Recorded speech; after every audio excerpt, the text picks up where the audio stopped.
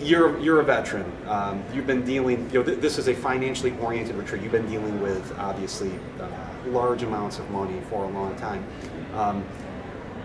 What are some of the pressures or issues or challenges that the average person out there doesn't know about? The average fan's looking at you guys. You're making millions of dollars. Like, life's got to be pretty easy for someone like that.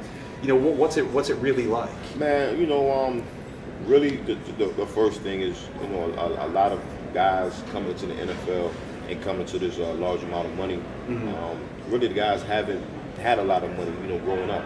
So, with that being said, a lot of the guys really don't know how to handle a lot of the big amounts of money and things of that nature. And then when you do have it, you have your family, you have friends, cousins that you have and you never met before, all coming out the woodworks and trying to grab and reach for the money. Sure.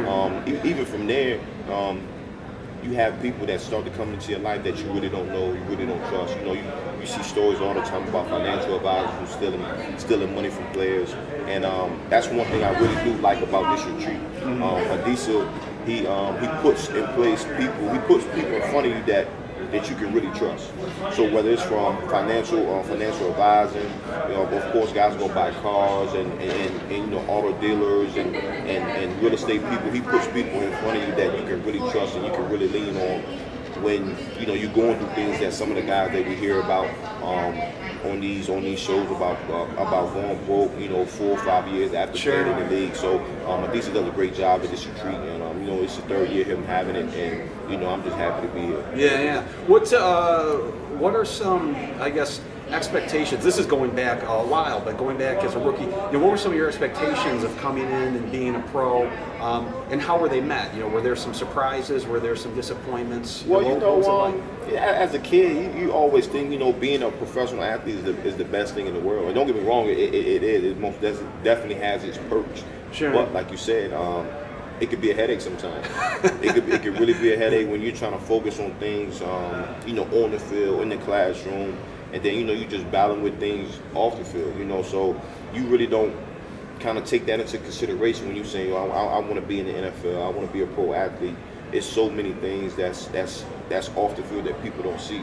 So like you said, you see on TV, a pro player rolls up into the arena in a nice car, steps out with a nice suit. Sure. But then when he goes like Monday through Saturday, it's a lot going on. Like I said, you have, it's pretty much like a regular person's everyday life, but. Yeah.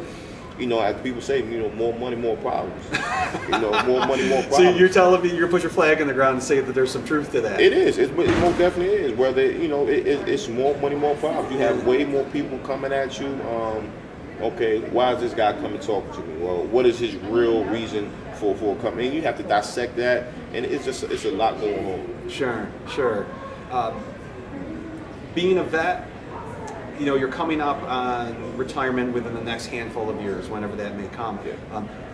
What have you been doing to better position yourself for retirement, post-retirement? Well, the first thing is savings. You really do. You have a lot of money coming in, and you're seeing a lot of money. But us athletes, we retired at an early age, 32 years old. So you have to save. You have to save that money. You have to be real.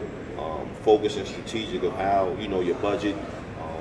I can spend here, but sometimes I can't spend here, and really just focusing on that. I have a great financial advisor who stays on top of me, and then just position yourself and get ready for that transition. So right now, this is the time where you start looking into different ventures outside of football that you're realizing that you might want to get into. So whether it's starting a business or whatever it is that you feel as though that you might be interested in, you have to start that now while you're playing, while you have these lines of communication, while you can have these different people where you can grab onto, where you're out here in the open. Yeah. And, you really got to transition yourself and get ready to transition out of football. Yeah. Sounds like creating these networks. I asked D Ford the same question.